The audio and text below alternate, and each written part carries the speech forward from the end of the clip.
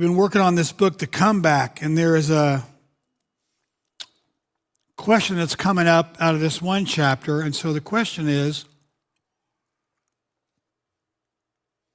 what kind of comeback can you have when really there isn't a comeback? And I'm going to tell you something about that. So first part of the story, there's a guy named Andrew, has a couple of little kids, I think, right? And he goes to run a run-of-the-mill errand, and he never comes back home because he gets killed in a car accident on the way home. And so Lou Giglio was talking about the fact that he had to do one of these passion events that night or maybe the night after. And so he's like, several thousand people at this event. So he's like, yeah. The thing that surprised me most is this woman kind of like walked into the room, and he goes, I caught her out of the corner of my eye, and I walk over, and there are, of course, plenty of people talking to her, but I wanted to say, what are you doing here? But I didn't say that. I just said, it's great to see you. Thank you so much for coming. And she said, honestly, Louis, I don't know where else to be. And so she kind of kept investing along the way with some tough times. As it always is, we're going to go through one of the logical progressions of feelings that we probably are going to have along the way. And she really did kind of like, her life obviously was never the same. There was no, quote, comeback to anything that was even remotely like her life before all of that. So you have a husband, 3 children, and all of a sudden you don't.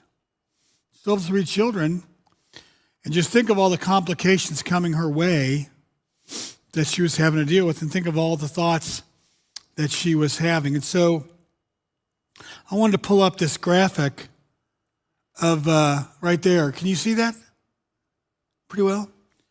So these are like stages of the grief cycle. So we're kind of rolling along in the first stage. We're having like normal function, everyday life. Stuff's going okay.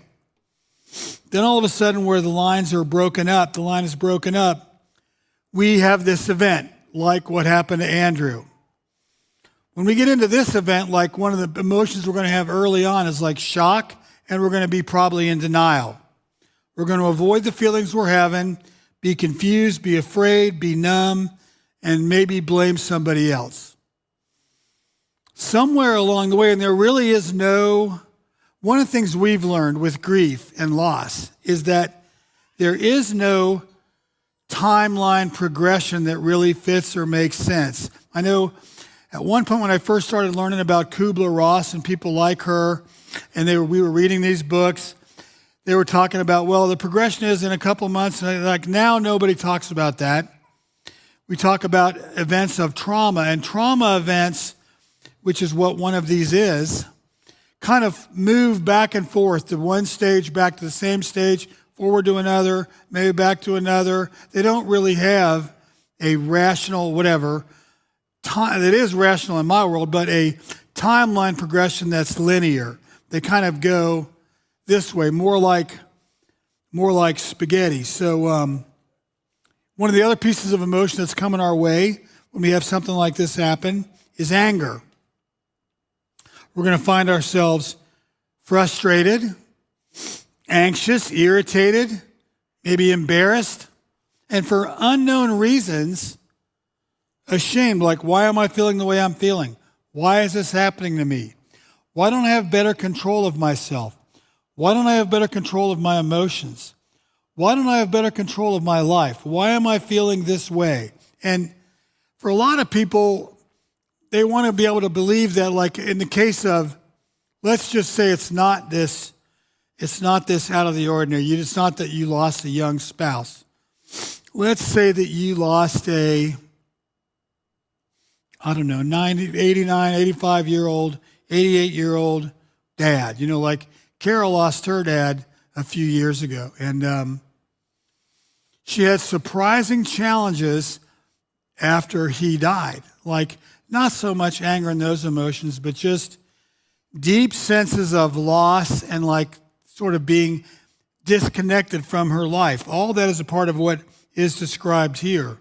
Not so much shame, but all that can be a part of it. So one of the next pieces that's going to go into losses or grief or being traumatized by those losses, kind of depression and detachment.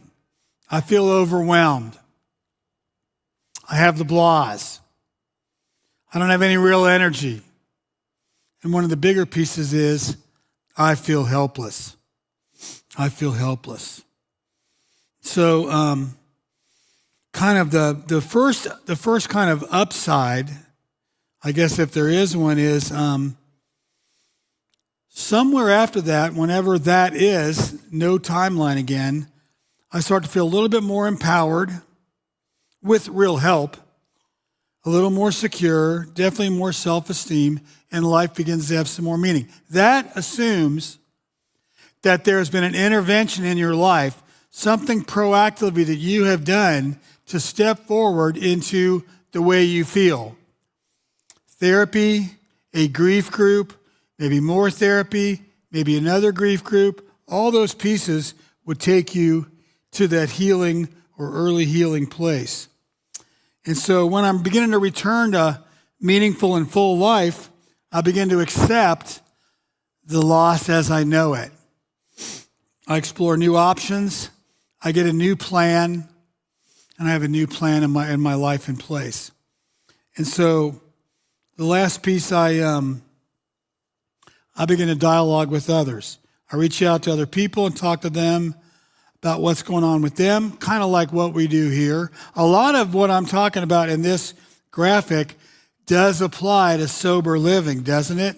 It really does. Like, it applies to what sobriety really acts like and feels like along the way. I reach out and talk to others. I desire to tell my story, doing a testimony. I struggle to find meaning over what has happened in my life. I think all that's very true with losses for us in general. So when there isn't really a comeback, that means you're experiencing a loss that is over the top, and it could take you by surprise.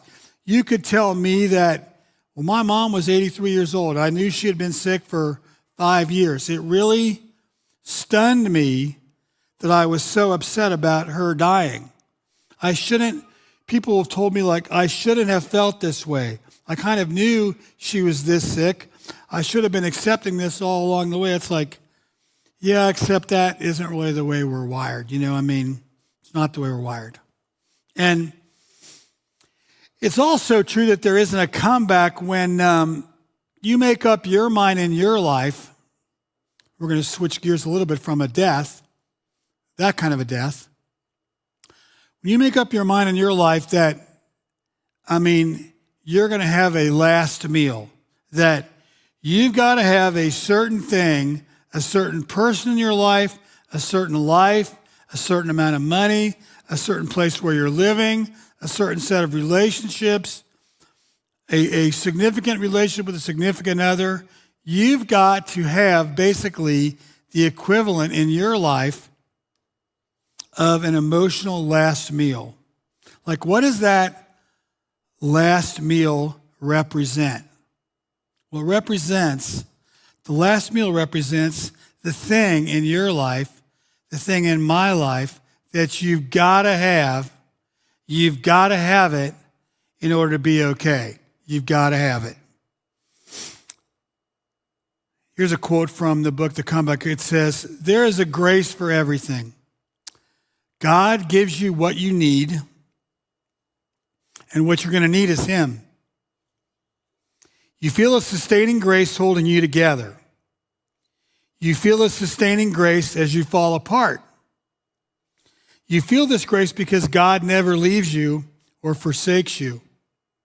You feel this grace when you can only be still and know that He is God."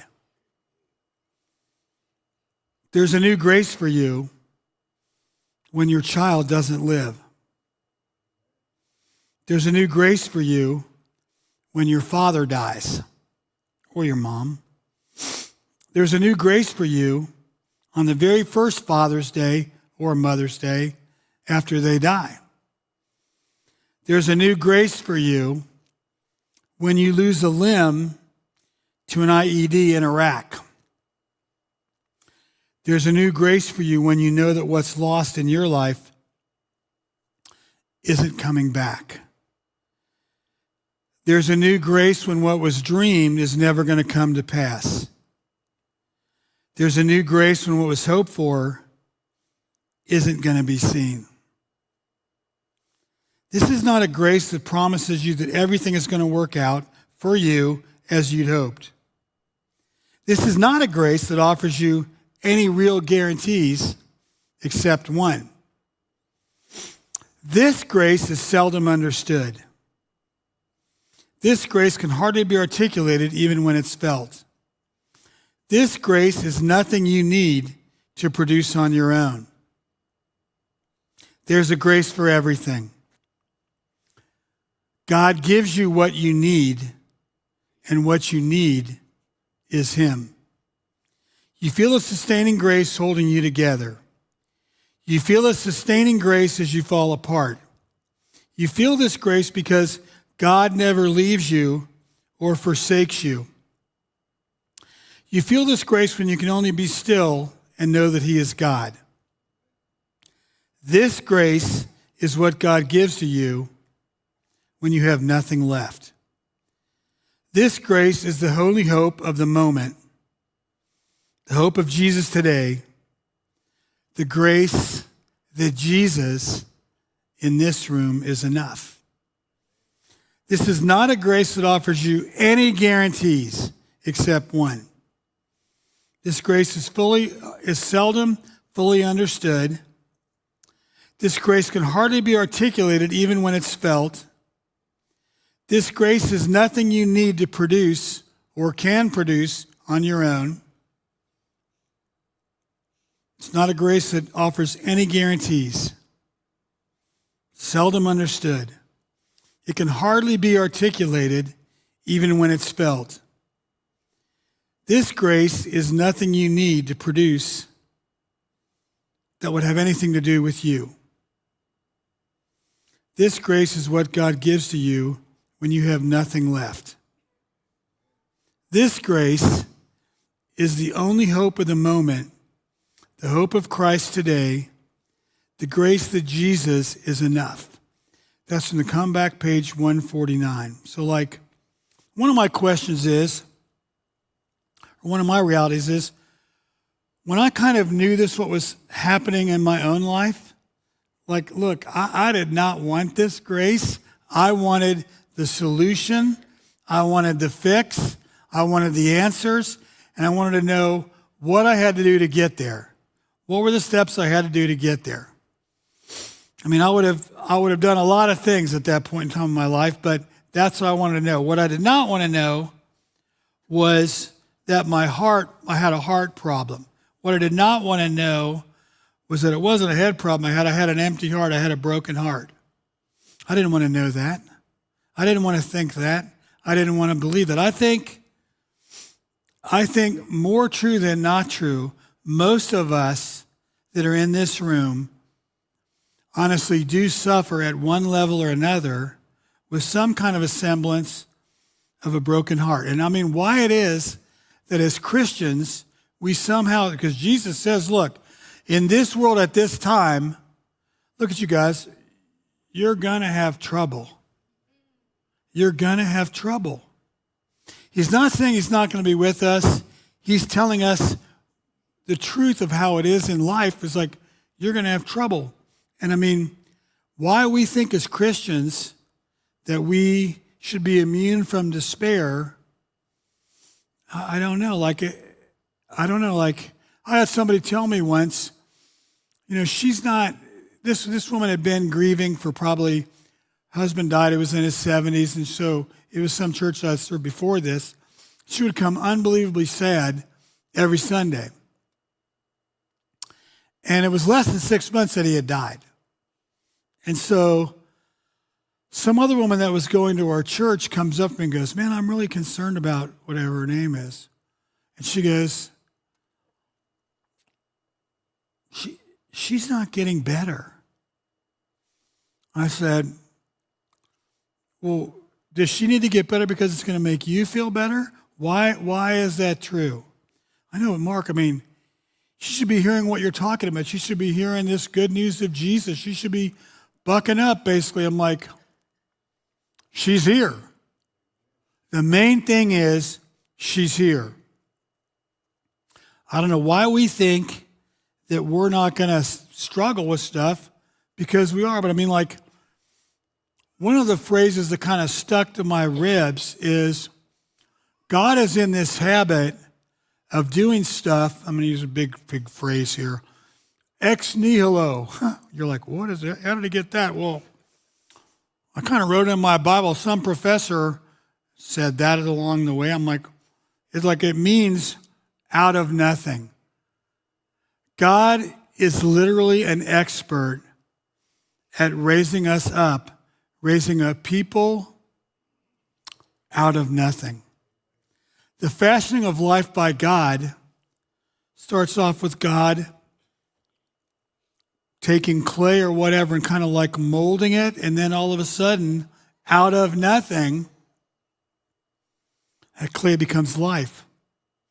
One of my questions tonight is, and you're going to answer it different ways depending on how you're seeing that right now, but like, do you think, it took me a long time to really kind of understand this in my own life. Do you think that Jesus actually suffers with us? Do you think that? Or do you think that he's just sitting in some big chair kind of going, I mean, I wish they would get over that. I wish they would just grow up. I wish they would just move on. Why are they so sad? I'm giving them everything they need. Just come on, get it together. Is that the God you think is there? Or do you think it's more the God not far, far away in a galaxy far, far away? But it's this God that's sitting right beside you, just kind of like the valley of the shadow of death, sitting right beside you, holding your hand, you don't even know it. And you sort of turn and he's looking right at you and he's like, how you doing? You're like, what's going on? How are you? And after what would seem like a couple of days, you can imagine Jesus going, yeah, you know what? We should probably get going at some point here, but we'll walk together. There's this phrase in Scripture that's called sustaining grace. Well, what is sustaining grace? Sustaining grace is Jesus simply keeping you going toward the next day and the next day and the next day. It's not how well you do. It's not how well you're performing. It's not how much you're growing. Sustaining grace is you got up today and you started walking with Jesus today. Those are the two central features. Get up and walk with Jesus. Get up and walk with Jesus. Get up and walk with Jesus.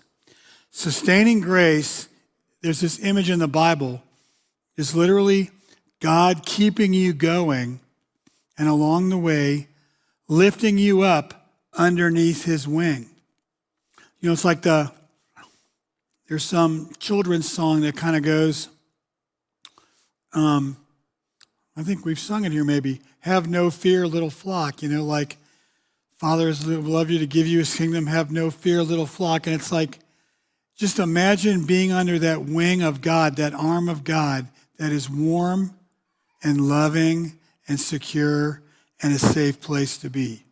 Like, I think that's a pretty good healing place, amen? Being under God's wing.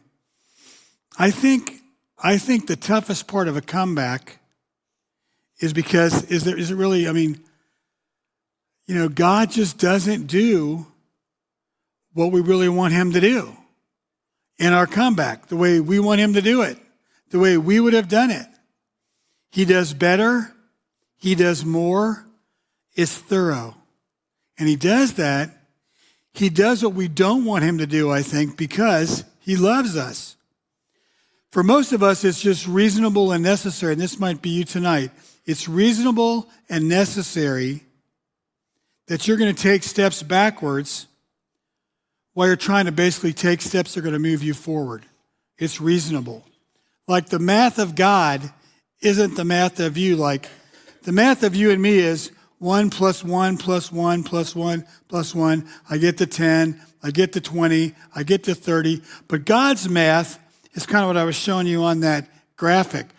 God's math is going to be you take 3 or 4 steps forward, but then Jesus is going to take you by the hand and go, we got to go revisit this one piece right here. And you're going to go back. And you're going to spend time going back. Because it's safer now than it was when you first started walking. You can actually go back and spend some time with that trauma. You can go back and spend some time with the pain that you're feeling inside. You can go back and examine why you're feeling the way you're feeling. That's God's math. My last going to talk about is like something that's called foreign grace. Like what is foreign grace? Well, for me, foreign grace would be the grace that Jesus gives me when I least expect it, when I saw none of it coming, when there was nothing about it that was deserving for me, where it was basically a loving, a deep, warm, loving surprise. That's foreign grace. Foreign because I never could have found it in my own self.